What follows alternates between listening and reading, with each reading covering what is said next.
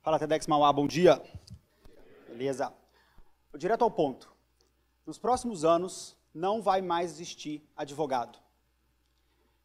Quando vocês olham para mim, escutam eu dizendo isso, alguns vão falar, pô, que bom, não gosto de advogado, não confio em advogado é caro. Outros vão olhar para mim e pensar, pô, mais um geração Y no palco, falando que tudo vai mudar e etc, etc. Mas o fato eu sou advogado, e o motivo de eu estar falando isso para vocês é que no futuro não vai mais existir advogado como a gente conhece ele hoje. Os advogados do futuro vão ser muito diferentes de como a gente conhece. Certamente em menor número e certamente muito melhor, muito mais eficiente. Para discutir com vocês a minha visão sobre o futuro do direito, e eu repito, é a minha visão, eu tenho uma pergunta, um pedido e uma proposta para fazer. Vamos começar pela primeira. Como que a gente faz para transformar uma área que é tão conservadora num mundo que está girando tão rápido, está evoluindo de forma tão dinâmica?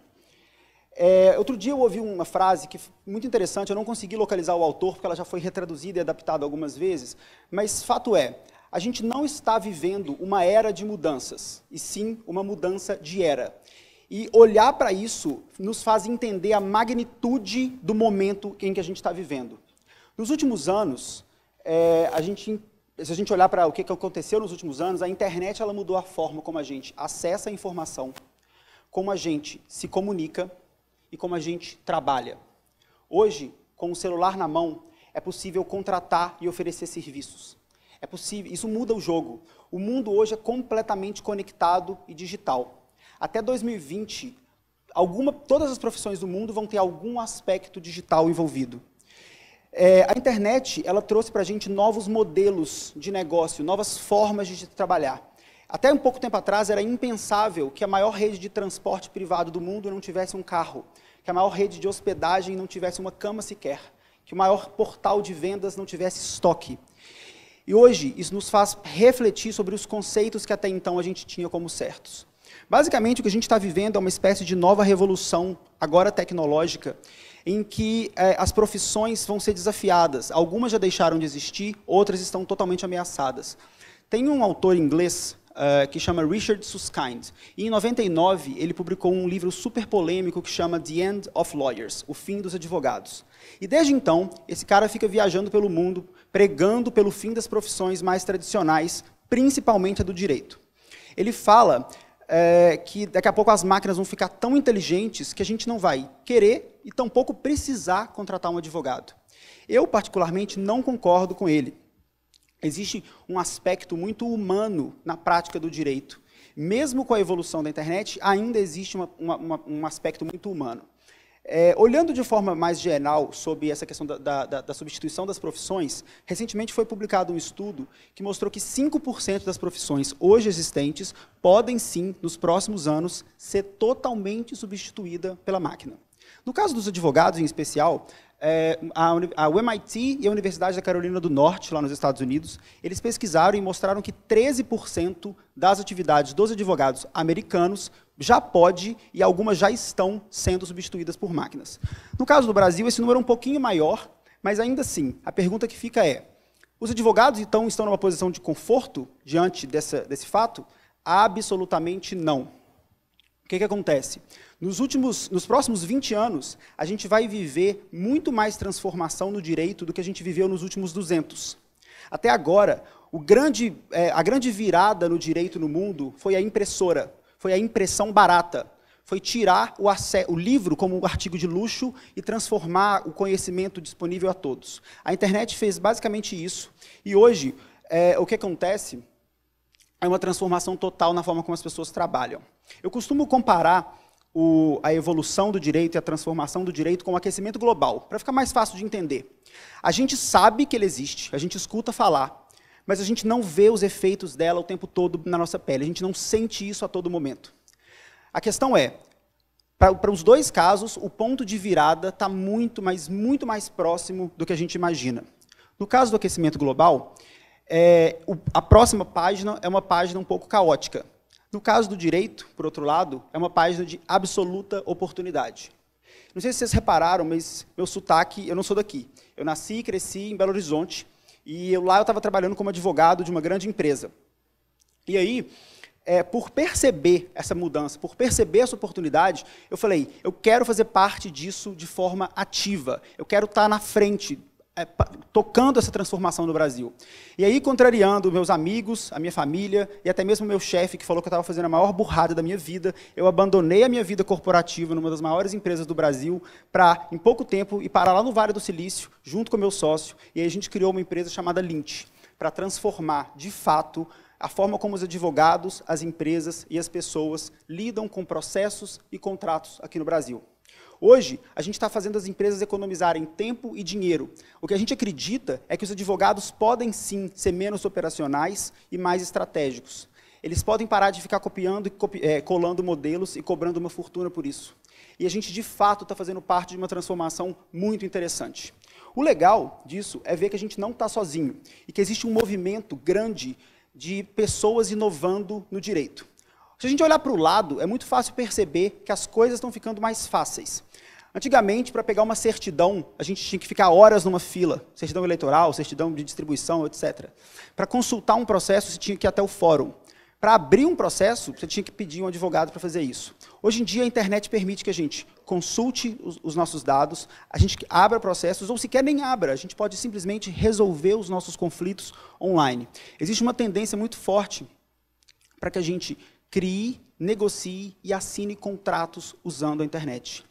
E eu poderia ficar aqui horas dando exemplo de pessoas. Por exemplo, hoje tem sites incríveis que estão conectando pessoas com a justiça, permitindo que a gente encontre e contrate advogados online. Isso reduz a assimetria de informação e coloca a informação precisa na mão das pessoas. Se a gente olhar para frente, os mesmos protocolos, por exemplo, o blockchain está revolucionando o mercado financeiro. Essa mesma tecnologia pode acabar com os cartórios aqui no Brasil daqui a muito pouco tempo. Se a gente olhar para frente, a gente vai começar a usar Big Data, cruzamento de dados públicos para tomar decisões. A gente vai ter inteligência artificial aplicada ao direito para decidir e para gerar contratos, para analisar dados e tomar decisões. Isso é muito forte. E o que acontece? Hoje, algumas coisas que eu falo podem soar como ficção científica, mas daqui a muito pouco tempo, como o smartphone é hoje, isso vai ser óbvio. Agora, para inovar, para dar o próximo passo, eu tenho um pedido para vocês. No caso do direito, a gente precisa encarar as coisas de forma mais simples. O que acontece? Hoje, a gente é muito resistente a mudar, a gente tende a complicar muito as coisas. E se a gente olhar para as nossas leis, para o nosso sistema, para a forma como a gente se comporta, existe um abismo gigantesco entre a lei e o comportamento humano. Com a internet, esse abismo ele ficou mais evidente e a distância cada vez maior. O que acontece? A gente se comporta de uma forma cada vez mais dinâmica e a lei não consegue, o direito não consegue acompanhar essa evolução. A prática do direito também. Por quê? A gente tende a complicar tudo. Até 2005, para vocês terem uma ideia, era crime trair aqui no Brasil. Para vocês terem uma ideia, a gente poderia estar discutindo hoje transporte alternativo, carros autodirigíveis, mas não, a gente está brigando por uma lei de táxi da década de 60. A gente é muito apegado às regras do passado. E quando eu olho para os advogados, em vez de eles quererem olhar para frente, muitos deles estão se apegando às regras do passado. Então eu falo para eles sempre, gente, alguém precisa contar que advogado não precisa ser chamado de doutor, que o direito não é uma profissão nobre, ele é igual como todas as outras. Advogar é acessar as pessoas à justiça. Se o mundo fosse mais simples, não precisava de tanta gente para explicar o que a lei serve para não para fazer. Então, a gente precisa encarar as coisas de uma forma mais simples e ser menos resistente a mudar. Agora, é muito fácil para mim vir aqui, eu estou participando, eu trabalho com tecnologia, é muito fácil vir aqui e dizer, não, vamos ser mais simples e tal. O que a gente precisa ser é o usuário mais crítico. A gente tem que ser, já que a gente é o usuário do direito e o usuário da tecnologia, por que a gente não faz isso de uma forma mais simples? Por que a gente não conecta o direito e usa o direito para garantir a tecnologia e usa a tecnologia para garantir o direito? A gente tem que ser o usuário mais crítico, mas desde pequenininho. Hoje, quando a gente usa um smartphone, eu vejo a gente apertando botões sem criticidade nenhuma. E a gente usa o direito e convive com ele também sem criticidade nenhuma. Como que a gente pode, de fato, transformar e fazer parte dessa evolução? Para mim, a minha proposta é que a gente pense na educação. O que acontece? Quando eu estava na faculdade, eu ficava revoltado, porque aqueles conceitos todos de direito constitucional, direito civil, para mim, aquilo tinha que ser ensinado na escola. Eu falava, meu Deus, não faz sentido nenhum eu ficar decorando tabela periódica, sendo que eu podia ter aprendido a conviver melhor, a entender melhor como que o meu país funciona. Hoje, eu vejo que eu estava um pouco ingênuo, ou então parcialmente certo. Mais do que direito, eu acho que na escola as crianças têm que aprender sobre tecnologia. Elas têm que aprender sobre pensamento computacional, sobre programação, para que elas possam crescer de uma forma mais crítica, de uma forma mais analítica. Além de direito, é claro. E na faculdade, o que é muito pior, os advogados eles são formados hoje aprendendo a decorar códigos, aprendendo a pensar sobre, a ler tudo que já foi escrito e a decorar. O que acontece? O advogado que está sendo formado hoje, ele não é nem preparado para o presente, que dirá para o futuro. Então, o que a gente precisa fazer? Levar para os profissionais e para as crianças habilidades que são de fato necessárias num mundo mais dinâmico. Como, por exemplo, inteligência emocional, raciocínio lógico, pensamento computacional, criatividade. O que a gente precisa, de fato, hoje, não são de advogados que pensem e consigam escrever um contrato, ou então decorar toda a legislação. Isso o computador já faz e vai fazer cada vez melhor. O que a gente precisa é de um advogado que consiga entender de tecnologia, operar as máquinas, mas principalmente fazer o que ela não sabe fazer, que é compreender o ser humano e se relacionar melhor. E nesse último aspecto, a gente está deixando muito a desejar. Obrigado.